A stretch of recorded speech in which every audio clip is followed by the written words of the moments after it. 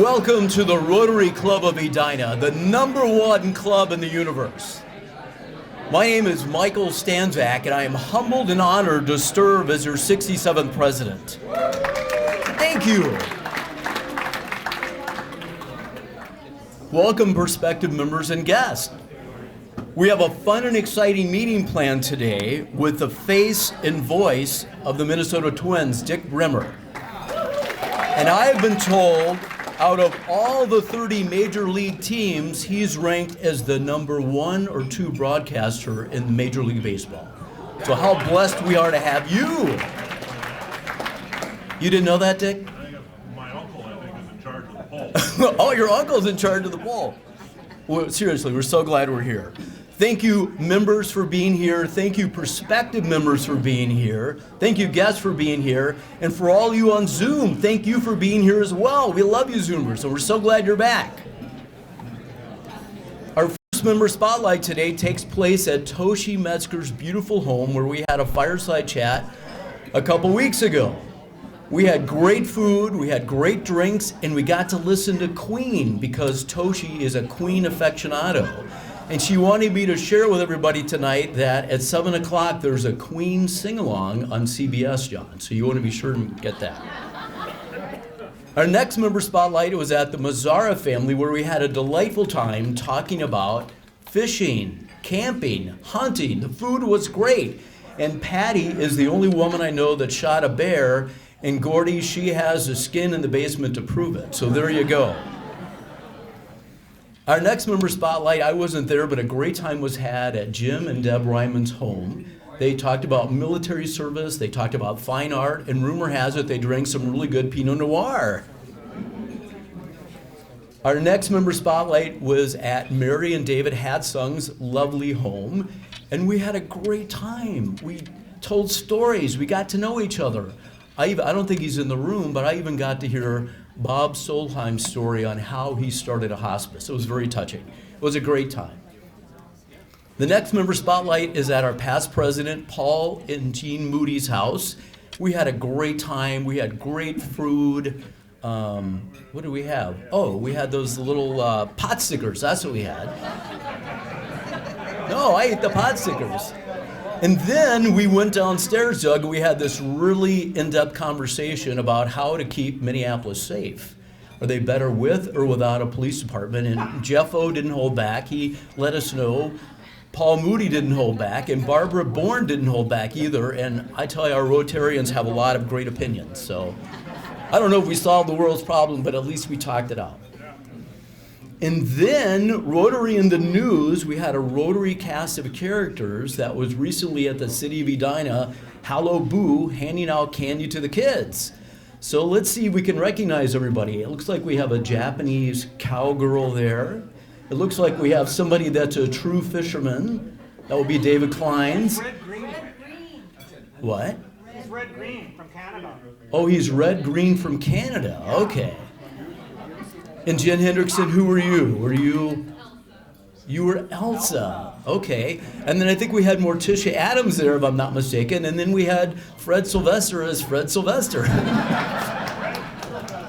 But anyway, they were passing out kids to 250 people, or 250 kids, and they truly made a difference. So, birthdays. Bruce and Wayne celebrated their birthday yesterday. Wooge is tomorrow. Susan Stiles, who's in here somewhere, is coming up November 11th. Bert Cohen and Les Waniger on November 13th. So celebrate your birthday. Do something fun. Rotary Anniversaries. We have a lot of Rotary Anniversaries. So if you take a look at Mike Opitz, 19 years. Paul Peterson, 8 years. Jennifer Benarott, 16. David Ozzie, 5. Peyton Chambers, 1. John Mazarra, 5. Joe Aarons, 14. William McCreevy Jr., 24, San Asado, 14, Matt Bookmeyer, 18, Jennifer Garsky, 2, and Dennis Hikes, 41 years. That says two things. Number one, it says how much they value Rotary and service above each other. And we certainly value them for their time and their talent and their treasure that they give to our Rotary Club. So it takes a village to put on a meeting, so we have greeters. It's Rob Bredding and Axel were greeters. At the front desk is Becky Mikowski and Terry Stevens. The invocation, the Pledge of Allegiance, and the four-way test will be given by Karlen Padayachee.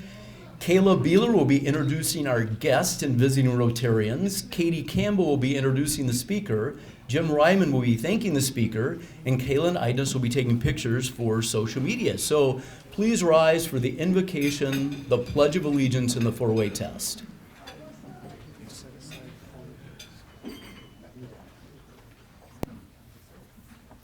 All right. Good afternoon. I would like to thank Martini for giving the opportunity to speak today. Also, if I am actually standing in for Renee Hobbits, so if something does go wrong, just blame her. All right, so good afternoon. I would like to recite two passages from the Bible about hope. Okay, the first one's going to be Psalm 62, 5-6. Yes, my soul, find rest in God. My hope comes from him. Truly, he is my rock and salvation. He is my fortress. I will not be shaken. Next is Isaiah 40:31. But those who hope in the Lord will renew their strength. They will soar on wings like eagles. They will run and not grow weary. They will walk and not be faint. All right. Let us bow our heads in prayer. Dear God, thank you for the gift of life and health, and for the opportunity to foster relationships between one another, our families, our friends, our communities. I give thanks for the many blessings of this food, a home, safety, and freedoms we enjoy. I pray that you grant us wisdom, integrity, peace, and happiness in our daily lives. Amen. All right, let us raise our hands and state the Pledge of Allegiance.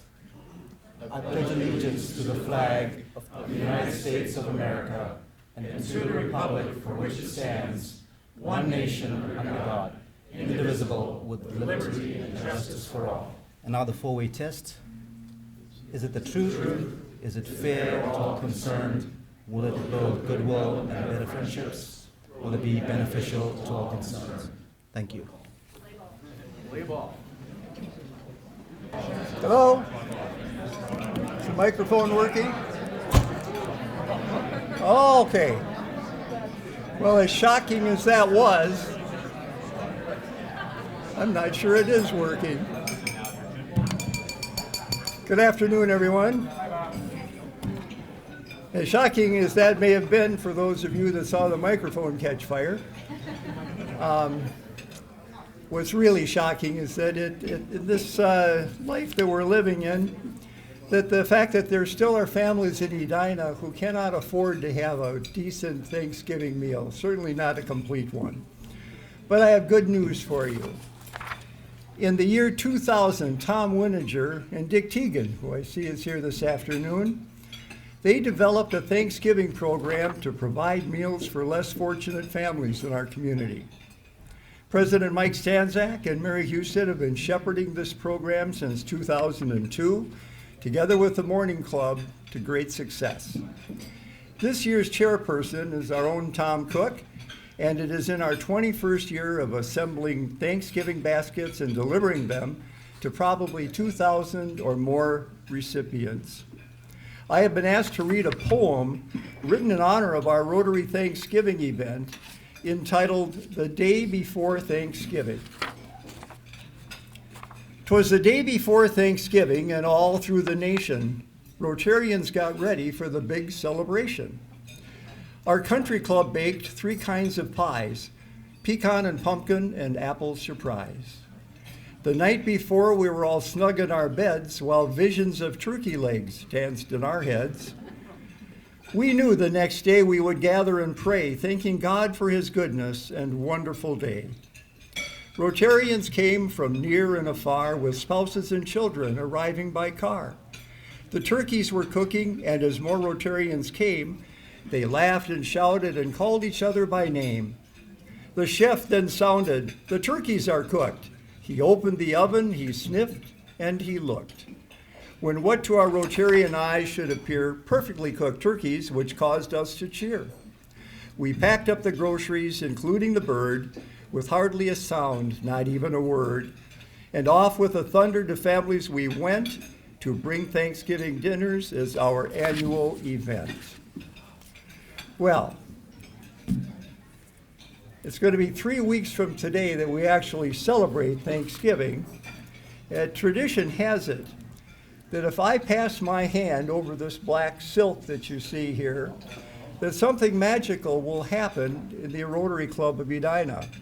You see, we have our own Rotary turkey named Henrietta. Now, I'm going to point it to her. If you draw your attention to the back of the room, our guest is coming in the form of Henrietta.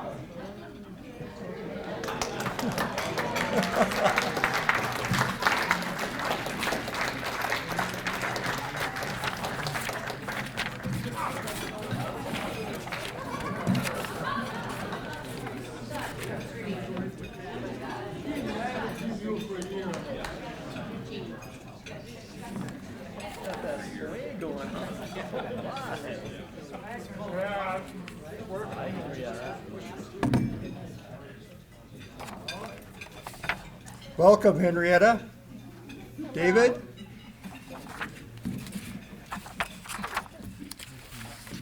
Okay, Henrietta. I see that you're wearing a mask here, so you're practicing safe COVID protocol. Is that correct?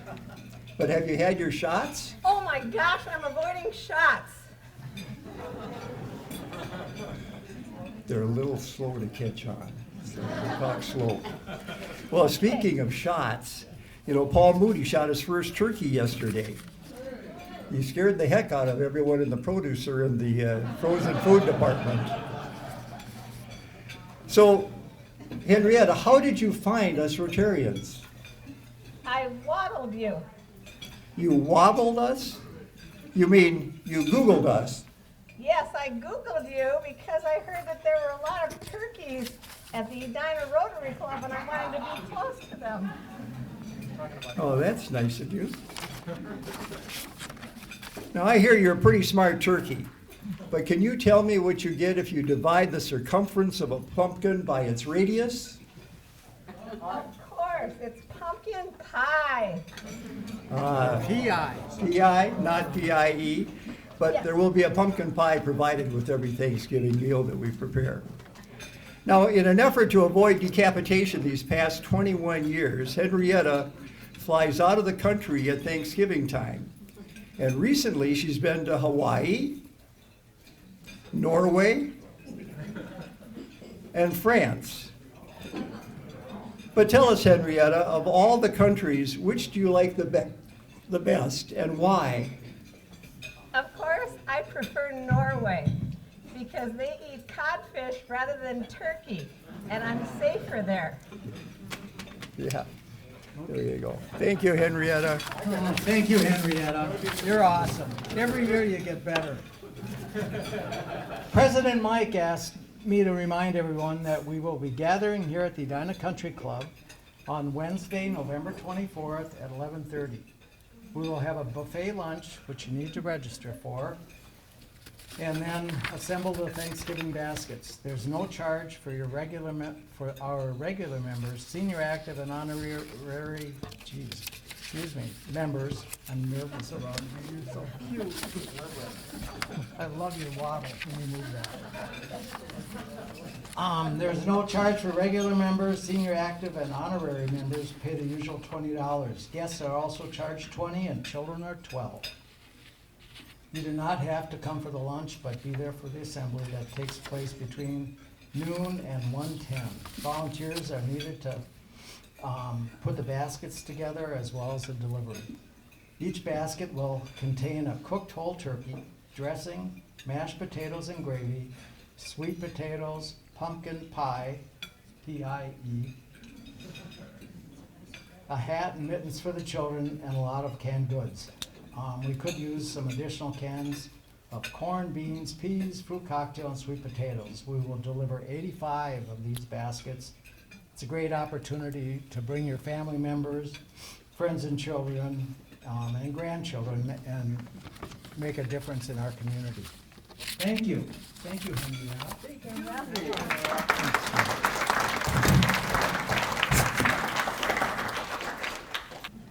Hello, everybody. My name is Kayla Beehler. I'm actually filling in for Jody Kern. She failed to mention it was Prospective New Member Day when she asked me to do guest introductions, so make sure we give her a little grief next time that she's here. But first, Susan Stiles, you have a guest, Michael. I do. This is Michael Pickeranen. That's the only time I'll ever get it right. I'm just going to call him Michael Pick. But Michael just joined our team at Stiles Financial with Karlen and I on Monday, and he is a private wealth manager. Awesome. Welcome, Michael. Eli, you have a guest, Steve. This is Steve Groom. He's a friend from church, and he's also the principal of the Vail Academy, which is just down the road here. Welcome.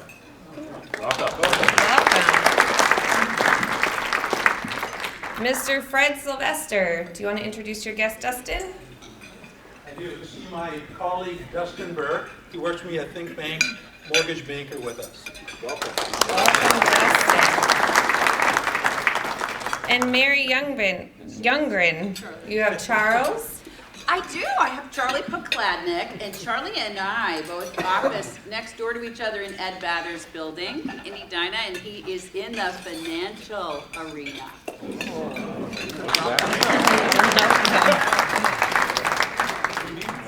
Don Hutchison, do you want to introduce Chris? This is Chris Latondras, my longtime friend, and Chris is a Hennepin County Commissioner. Welcome,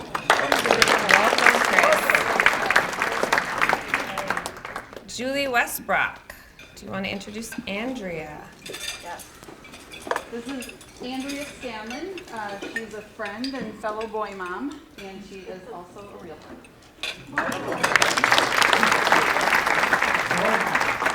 Andre Brewer, do you want to introduce your guest? Hi everyone, this is my friend and executive director of the summer camps that I work at as well. This is Ruggs Coat.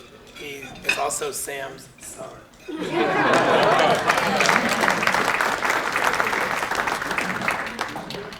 John Barnett, do you want to introduce your guest? This is Sam Nichols. Sam's is our general manager at Edina Alarm. He's been with us a year and runs the show. So if you were always hesitant about calling me, now you got somebody else you can at least talk to. And then last but not least, Chris Mazer has two guests here with her today. Hi, this is my friend Sarah Sickinator. She's an attorney with Mazer, Robinson and Bolgio, and my other friend Abdullahi Kosovo, who is a registered nurse and owns an assisted living in Richfield, right? Wonderful, welcome.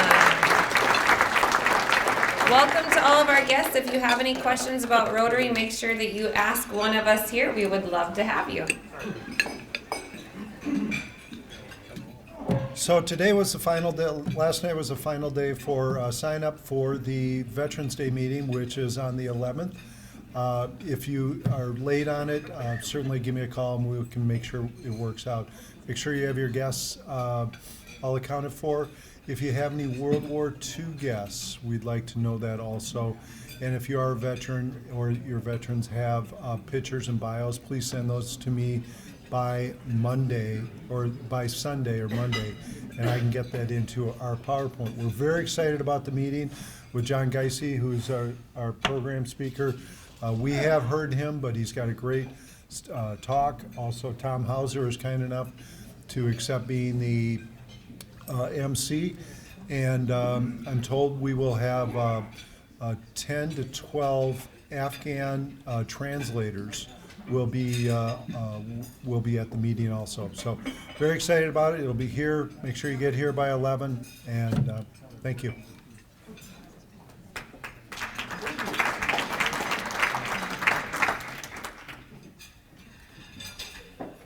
Hi everyone, just here to remind you about next week's leadership series and tell you a little bit about it on our Prospective Member Day. Every second Wednesday of the month in the morning at 7:45, so not real early, we meet over at Think Bank and we have a great speaker and about an hour of time to learn and work on our leadership skills. And so this month we're going to have Eric Norman. It doesn't show you, maybe it is. Okay, yeah, Eric Norman's coming. We're going to learn from him about leading through adversity. I've actually heard Eric's talk on this, He talks about our adversity quotient. Okay, you've heard of an emotional quotient, right? But your adversity quotient is very good. He's very good. And it's going to be a very interactive session. Please join us next week, Wednesday. I don't know what the date is, but 7:45 in the morning, November 10th. We'll be there. Thanks so much.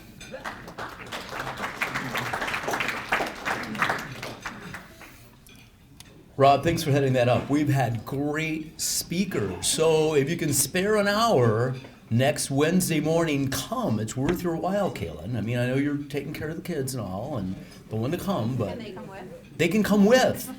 And we have good things for them to eat and drink. But moving on, as John says, let's talk about classic American rockers. Let's talk about benefiting the YMCA. Let's talk about supporting our very own St. Paul Peterson. Yes, it's going to happen. The Tuesday before Thanksgiving at the Dakota. It's great venue, great food, great music. I mean, everybody likes rock music, right? Is Hannelore here? Hannelore, are you here? She's not here. I think Hannelore likes rock music too. Think about going, Kip. Think about bringing some of your kids. It would be great. Your kids don't want to come.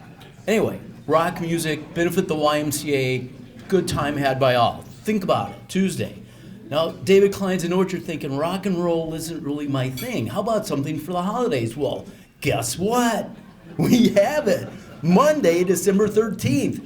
Many of us in the room have had a tradition where we go and celebrate the Peterson family Twas the Jam before Christmas with our significant other, with fellow Rotarians. And yes, Susan Johnson talked to the Dakota, and they've reserved 30 seats for Rotarians.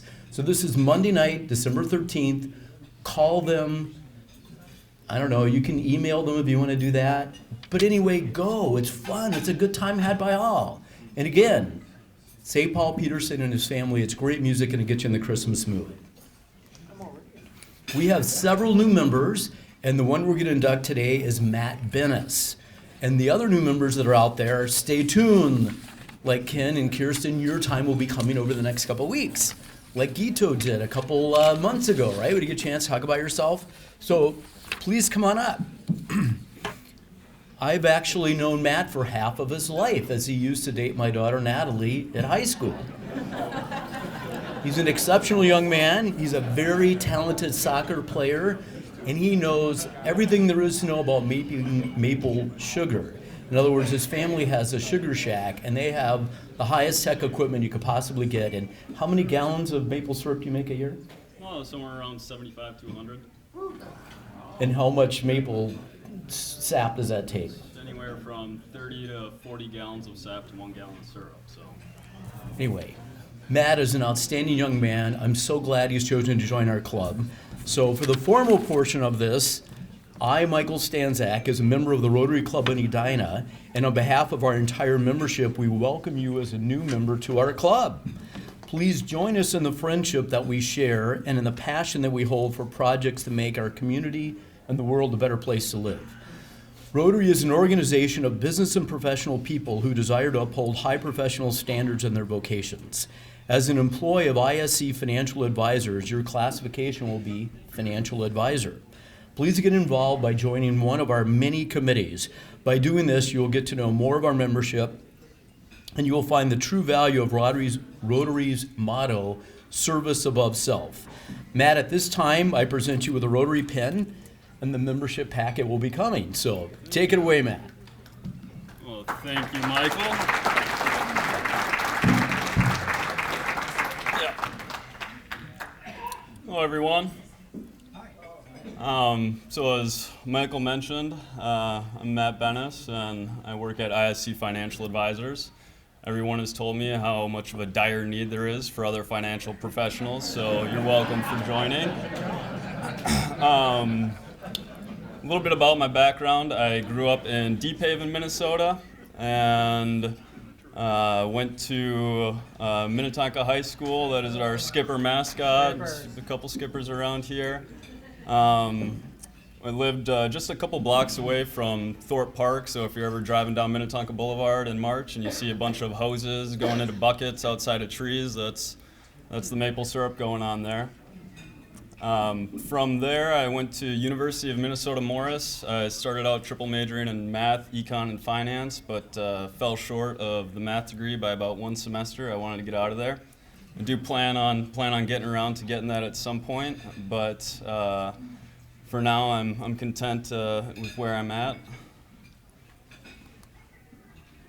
So a little bit about my interests and hobbies, and I have to take a moment. I'm sorry, no pictures of me up there, but I'm a Polaroid guy, and my friends and families have all the digital mediums. So we've got the Google pictures here. But after graduating from college, I joined Mensa. And any other Mensans in here? Oh yeah. So this, the Mensa newsletter was throwing around a lot, polymath. So I've got a pretty wide range of interests and hobbies, and you'd be hard pressed to find something that I don't enjoy learning about. So I dabble in some computer programming, Python, SQL, VBA, HTML, etc. And I've always been interested in science. I went to the Bakken Museum when I was younger and saw a demonstration of a Wimhurst machine, which is that little one right in the center there with the columns, and used to play with that, shocking my sister, charging myself up. I also play soccer, as Michael mentioned, and if you saw me gimping up here, that's because I had a game Tuesday night, and I am actually getting older, as people have told me, so it's still something I enjoy doing. I'm also a member of the U.S. Chess Federation, and probably play around 800 to 1,000 games a year, and looking at getting a master rating in that.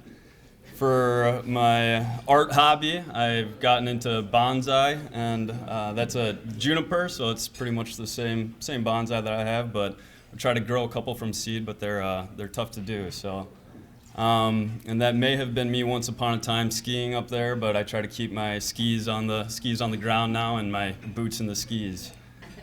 So finance isn't only my career, but it's also my passion, and I thought I'd throw this up there since everybody's talking about Bitcoin these days. But my professor in college, advisor, I wanted to do my senior research seminar on Bitcoin, and he said that it was a fad and would never take hold. Nonetheless, I did it anyway, and also obviously one of my interests is math, and so that little equation right above it pretty much justifies the security of Bitcoin.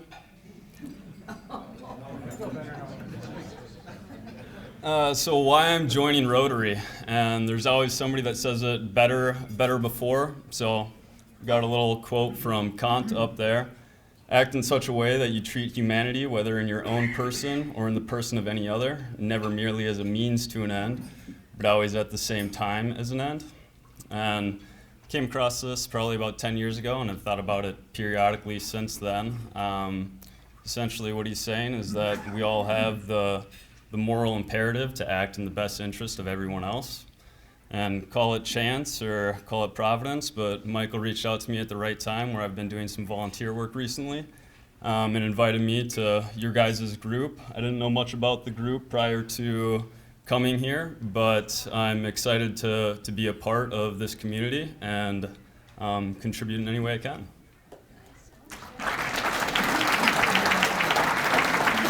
Welcome, well done. We're so enthused you're part of our club. You're going to be, oh, Matt, your pen. You're going to be a great addition. And remember, Tom Cook is trying to connect with you. So, Katy Campbell is our club's director of public image. She joined Rotary in the Southern California desert area the year women were first allowed to do so in 1987. She was proud to have served as the Coachella Valley's first female Rotary Club president, serving in 1990 to 91. Though she's never met today's speaker, their paths have unknowingly crossed in common several ways in Iowa.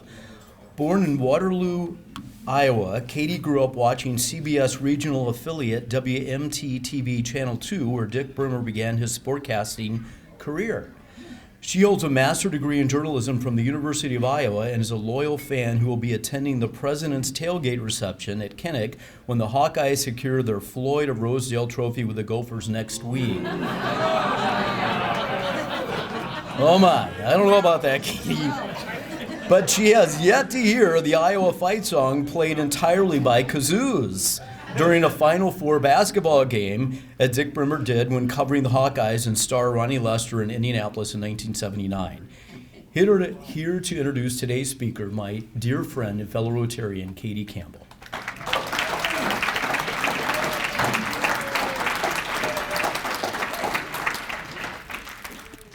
Hey, everybody. Don't shoot me down, I'm a Hawkeye. So I learned a few things in this excellent book. Getting out a little display item here. Set the stage.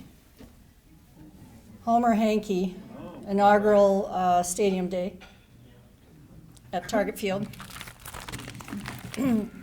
This book is, Dick Bremer, our speaker today, did not ask to sell these, but he did bring along a few. It is a hard one to come by in some shops.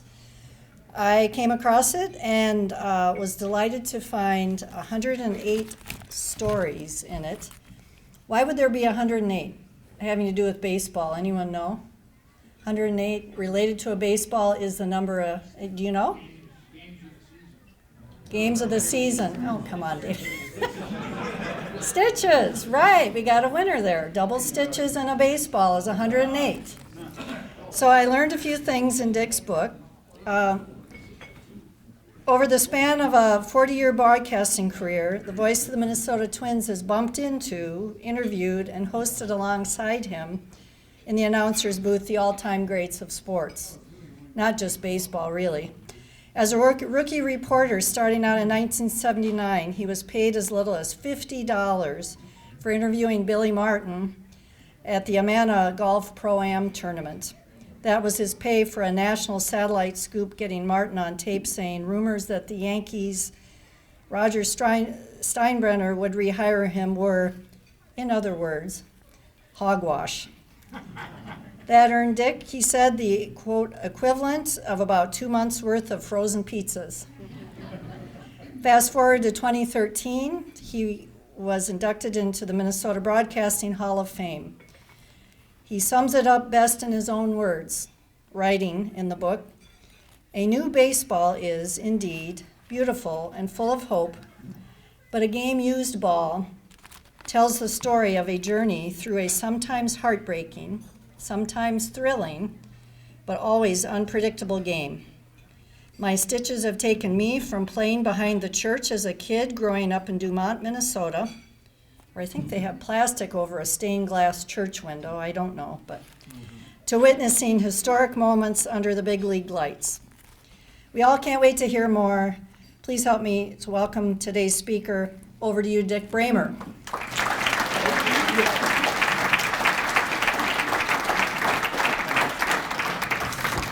Thank you, Katy. I'm thrilled to be here.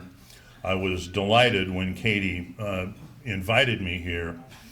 But let's be honest, when you're a baseball announcer and your team's lost 89 games, you're happy to be invited anyway. Yeah, 40 years as a broadcaster in the Twin Cities. I just finished my 38th year with the Minnesota Twins. And, you know, it's been a wonderful, wonderful ride for me. I thought what I'd do is tell you a little bit about myself, only in the context of why is he here speaking. Talk a little bit about the Twins, the disappointment of 2021, what I think and hope will happen down the road for this team, and then, you know, open it up for questions and answers. I can answer one question already that I've been asked a couple of times before we started here today, and a couple of different people asked, you know, how long are you going to keep doing this, right? And I get it. I mean, 38 years is a long time to do anything. But, you know, the underlying sentiment I know is, you know, is this guy still going to be sharp enough to do his job after 38 years? And I get it. It's a legitimate concern. We've all heard baseball announcers who've hung around too long. It doesn't sound particularly good. It doesn't look particularly good. So I want you to be comforted in knowing that I have been very sensitive to that, to the point where years ago I started asking the great announcers of the game what it was like for them and how they managed to continue to do their job well past, you know, their 50s and 60s and all that. I asked Herb Carneal about it. I asked Ernie Harwell, Jack Buck, Harry Carey. I even asked Vin Scully about that because they sounded just as good at the end of their careers as they did at the beginning. And they all told me pretty much the same thing, that I would be fine as long as I maintained my short-term memory. And I've been very conscious of that. So it's great to be in Coon Rapids here today. And, hey, Matt went to school at Minnesota Morris, and I was born in St. Paul, but at the age of 1, we moved to a really, really small town in western Minnesota, about a half hour from Morris. The name of the town is Dumont. When we lived there, my father was a Lutheran pastor. He specialized in deaf ministry. For health reasons, he had to get out of the business, so he was assigned to a very small church in western Minnesota, Dumont. The population then, when we lived there, was 235. I'm told now that there are only about 85 residents there. But I was introduced to the game of baseball in Dumont because of the town team that played in my backyard. The field was legitimately in my backyard. And then the Twins came in 1961. I'm 65, so I was 5 years old when the Twins came here.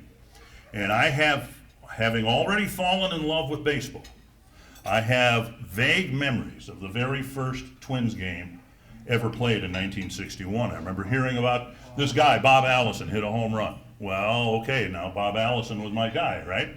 So we lived there. We moved during my 4th grade year in early 1966.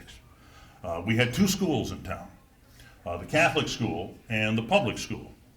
Now, in the Catholic school, and it seems odd, right? It's such a small town, but they had 2 schools.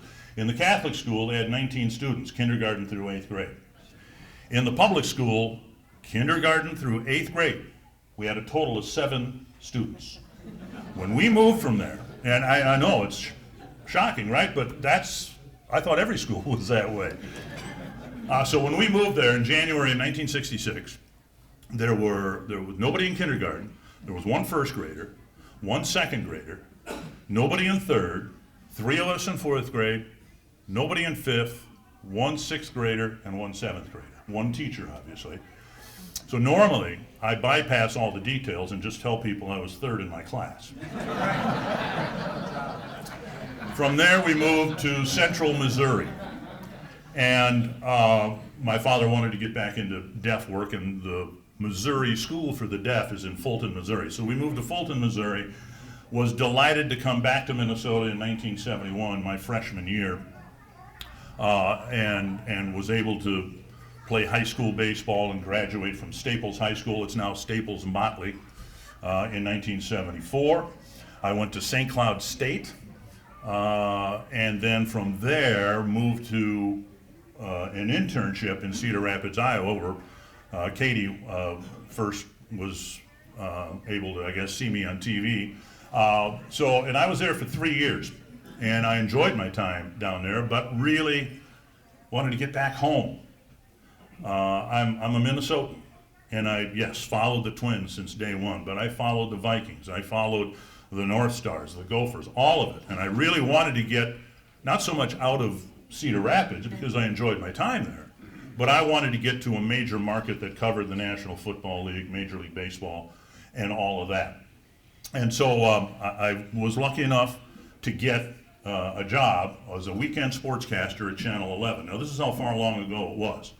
The call letters were still WTCN, okay? And they had just gotten the NBC affiliation. As I remember right, Channel 9 was ABC, and Channel 5 was NBC, and there was a rotation, if you will. Channel 9 became the independent that it is now. Then Channel 5 was and is the ABC affiliate, and Channel 11 had just gotten the NBC affiliation. And within that, they wanted to beef up their news department. This is back in the day when television news was a big, big moneymaker for the TV stations. So they beefed up their news department in the hopes of pulling viewers away from channels 4 and 5 who dominated the news viewing for years and years and years. Channel 4 had Dave Moore. Channel 5 had Ron Majors, right? And so it was a tough challenge for a new entity to try to, establish a viewing audience for their newscasts. And I was sure that I was going to be a part of this dramatic switch in the viewing habits of the Twin Cities news viewers. It didn't work out very well.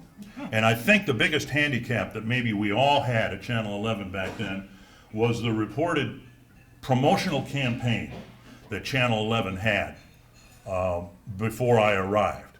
And the promotional campaign, and it was on buses, billboards, and all that, said, if it's happening in the Twin Cities, it's news to us. Now that can be taken a couple of different ways. Most of the people say, well, if they don't know what's going on, why should I, right? So anyway, I worked at Channel 11 for a couple of years, and there's a long sequence of events that led to the Twins and North Stars formed a partnership. They were looking for somebody local to do some of their home telecasts, and lo and behold, Spectrum Sports. Does anybody remember Spectrum Sports? Yep. You do? Okay.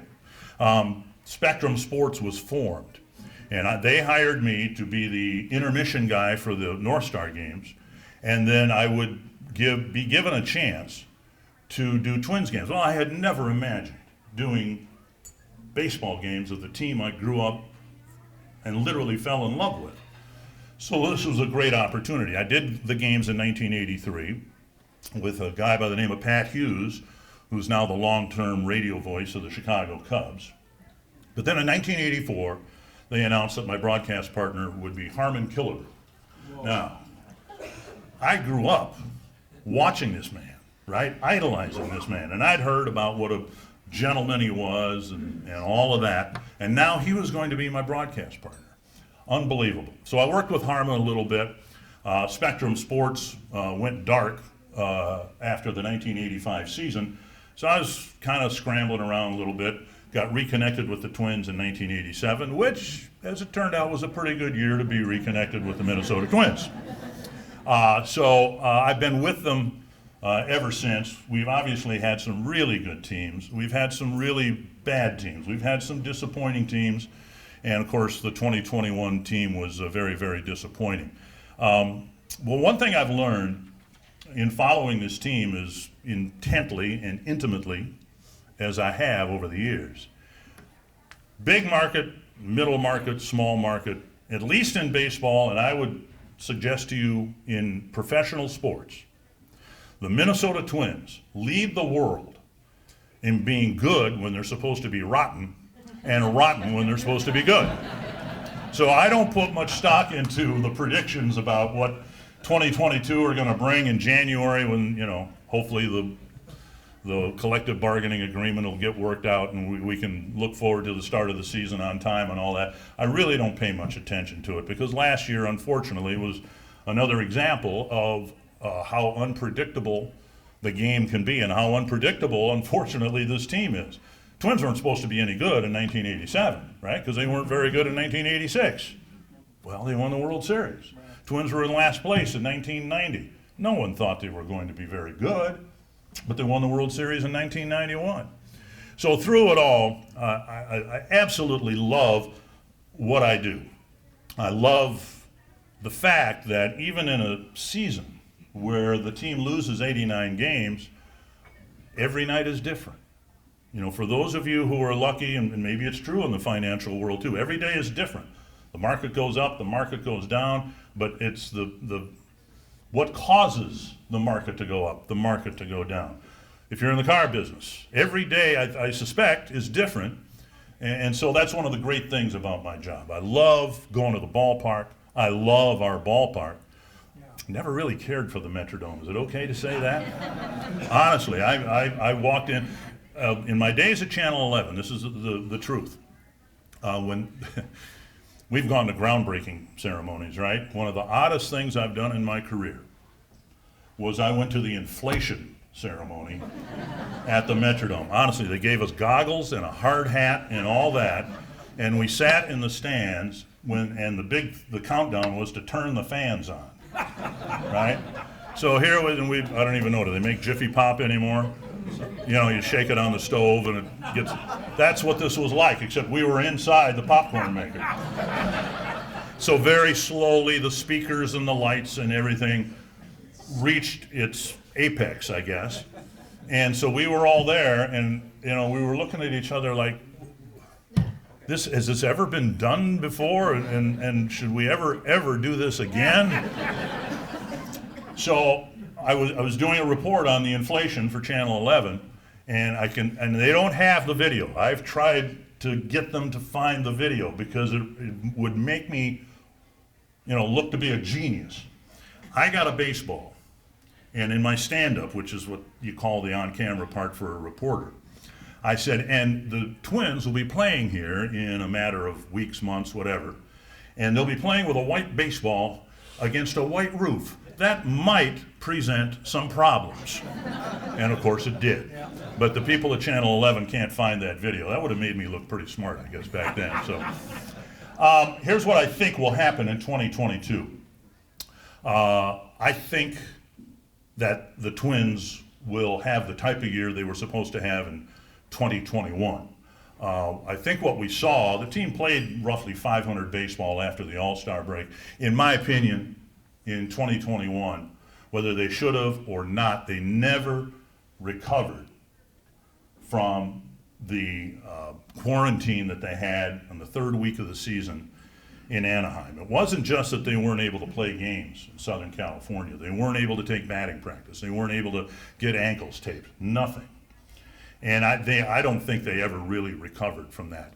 Players, baseball players in particular, when the season starts, they want to get into a rhythm, a routine. They want to get into, okay, we're going to be showing up at the ballpark at 2 o'clock, we're going to have batting practice at 4:30. They want to get there because they've led basically an unnatural existence in spring training where they play at 1 o'clock and all of that. So in my mind, 2021 was a bust in large part because they had a couple of players that tested positive and they weren't able to hit the reset button. You can say, well, it was April, they should have. Yeah, you're probably right, but it didn't happen for whatever reason. That's why I think in 2022, this team will be a whole lot better. They've had to put out some young players out there that would not have gotten the opportunity probably otherwise. I'm a big Nick Gordon fan. I like speed. I like base running. I like base stealing. I think he's going to be on the team. Bailey Ober, I think, is going to be a really good pitcher. Joe Ryan, I think, is going to be a really good pitcher. So I really think this team will be able to hit the reset button in time for this upcoming season and have a much, much better year. I'll finish with this, and then we'll take as many questions as you have for me. One of the great things about my job is the fact I have had the blessing of working not just for the Twins, going back to the Griffith ownership, through the Pohlad ownership, but I've had the chance to work in the booth with not just some of the greatest players to ever put on a Twins uniform, but some of the greatest players the game has ever seen. I mentioned Harmon Killebrew. I've worked with Jim Cott. I've worked with Paul Molitor, Justin Morneau, I currently do most of the games with, former league MVP, Gene Larkin, Al Newman. I mean, I've so many great, great players. And I spent 25 years in the booth with Bert Blyleven, a Hall of Famer. And I loved every day of it. I loved every year I got a chance to work with him. Bert was a great player, Hall of Fame pitcher, and a great analyst. Known primarily, I suspect, for a lot of people because of the Circle Me Bert business, right? Okay, so the origin of that was in Kansas City after the year where the Twins were threatened by contraction. So we're in 2002 now. We finally made it to opening day. Team wasn't contracted. A lot of angry people within the Twins clubhouse. But up in the booth, the people at Fox gave us a telestrator, something that John Madden had used very well on NFL broadcasts, where he would put his finger on a screen and draw arrows or whatever John Madden did. And it was an effective tool for an analyst in football, basketball, hockey, but there really was no practical use for it in baseball. You don't draw up plays, right? Somebody throws it, somebody hits it, and people run around. There's no, right? So we were wondering, now what are we going to do with this? And so there were some fans in Kansas City who had gone down there to be a part of this really special opening day, because it didn't look like we were going to have an opening day. And they brought twin signs, caps, whatever. So Bert decided to circle it, because there really was no other purpose in having this toy in the booth, right? They gave us a toy. They didn't give us an owner's manual as to what we were supposed to do with it. So we started circling people, and the thing took off. And it was a spontaneous thing. I've learned over the years the best things on television just happen, right? It's not something that you have production meetings about, or anything. This just happened.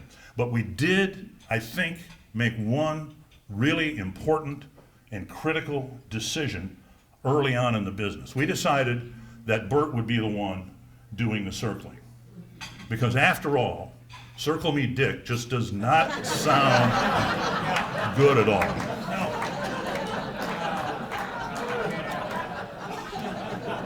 So I will be as candid as I can possibly be. If you have any questions about the Twins, my career, whatever, yes?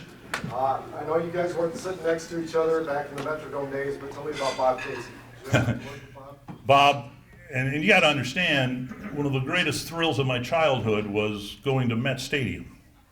And as I was detailing with somebody before, it wasn't just the sights, it was the sounds. It was Ronnie Newman playing the organ, and it was Bob Casey doing the announcing.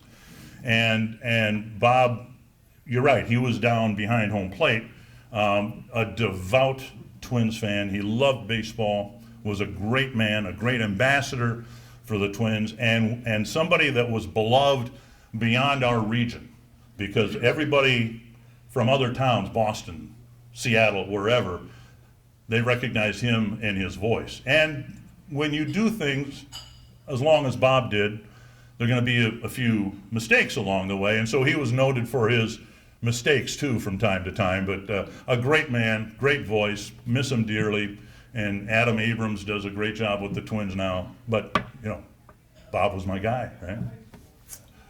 Yes, over here. With some of the rule changes that happened in the past couple of years in the later innings, just putting a man on second and things like that, what do you expect to see that's happening down in the minor leagues that may translate into the major leagues? Well, I'm not sure, because I was told when they started with that rule, starting in extra innings with a runner at second base, that it would never see the light of day in the big leagues. And then the pandemic hit, and they thought, well, we'll try it. And I'm a little surprised and frankly a little disappointed that I think a lot of people have converted to where they think that's a good idea. I personally don't. But my son is a minor league broadcaster. He's doing games for a team, a minor league affiliate of the Washington Nationals. And in his league, they have a rule that they instituted this past year, with the idea being, you know, they've made bases larger in some leagues, and this rule too is to encourage base stealing and base running. So you make the bases larger, there's less distance between the bases and all that, so that should help a little bit. But in his league, there's a limit as to how many throws to a base, pickoff throws, you can make in one at bat, and the limit is 2. So, I mean, we've all seen pitchers, you know, throw to first, throw to first, throw to first, you know, lulling everybody to sleep, and that's not good, right? We're trying to shorten games and keep activity going. In his league, he reported that, there was almost never, a second throw over, because then you're done, right? And then if you throw over and don't pick the runner off, it's a balk. Now, do we want that in the big leagues? I hope not.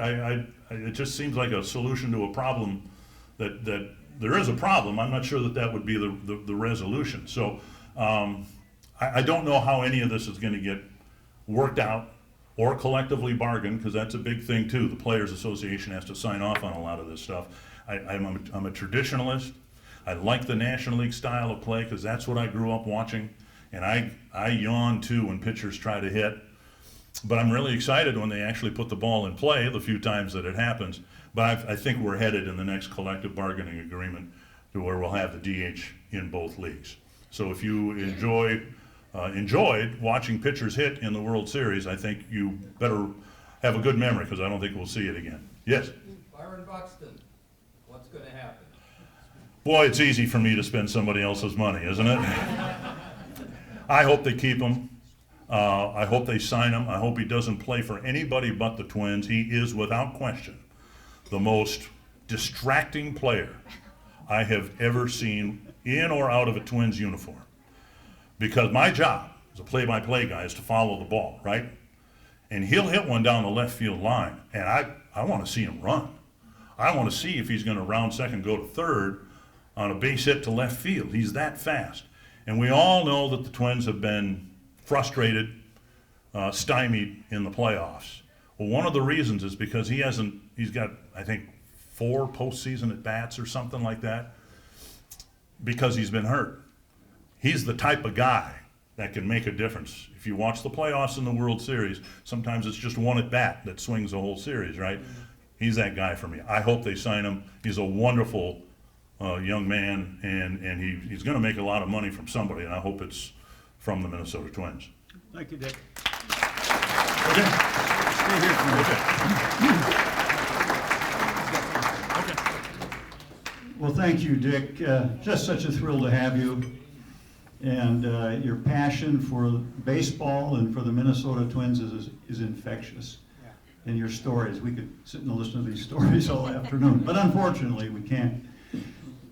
Rotary is a global network of 1.2 million neighbors, friends, leaders, and problem solvers who see a world where people unite and take action to create lasting change. Across the globe, in our communities, and in ourselves. From literacy and peace to water and health, Rotarians are always working to better our world, and we stay committed to the end.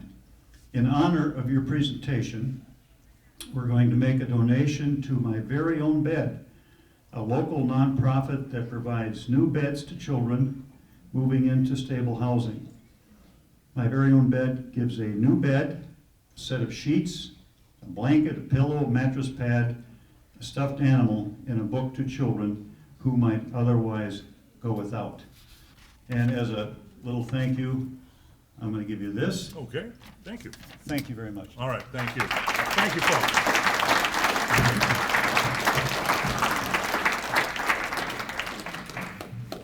Dick, you rocked it.